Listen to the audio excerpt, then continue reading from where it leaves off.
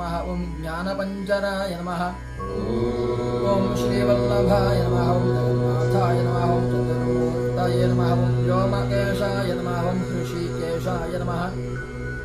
ओम शंकराय नमः ओम गरुडध्वजाय नमः ओम नारसिंहाय नमः ओम महादेवाय नमः ओम स्वयंभुवे नमः ओम मलेश्वराय नमः ओम श्रीधराय नमः ओम देवकीपुत्राय नमः ओम पार्थसारथये नमः ओम अच्युताय नमः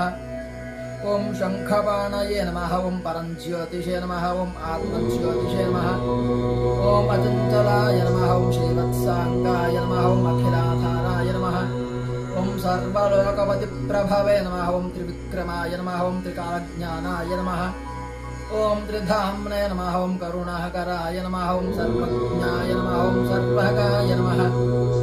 ओम सर्वस्मै नमः ओम सर्वेशाय नमः ओम सर्वसाक्षिकाय नमः ओम हरये नमः ओम शार्ङ्गिने नमः ओम हरये नमः ओम शेषाय नमः ओम हलायुधाय नमः ओम सहस्रबाहवे नमः ओम अव्यक्ताय नमः ओम सहस्राक्षाय नमः ओम अक्षराय नमः ओम क्षराय नमः ओम गजार्घनाय नमः ओम केशवाय नमः ओम केशिमर्दनाय नमः ओम कैटभारये नमः ओम अविद्याहरये नमः ओम कामदाय नमः ओम कमलेक्षणाय नमः ओम हंसशत्रवे नमः ओम अधर्मशत्रवे नमः ओम काकुत्स्थाय नमः ओम खगवाहनाय नमः ओम नीलाम्बुदद्युतये नमः ओम नित्याय नमः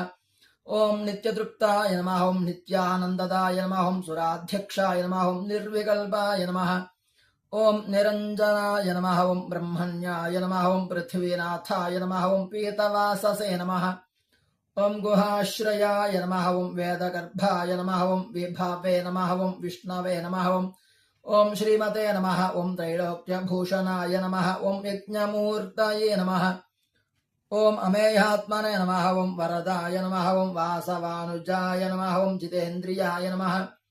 ओम जितक्रोधाय नमः ओम समदृष्टये नमः ओम सनातनाय नमः ओम भक्तप्रियाय नमः ओम जगत्पूज्याय नमः ओम परमात्मने नमः ओम असुरान्तकाय नमः ओम सर्वलोकानामन्तकाय नमः ओम अनन्ताय नमः ओम अनन्तविक्रमाय नमः ओम मायाधाराय नमः ओम निराधाराय नमः ओम सर्वाधाराय नमः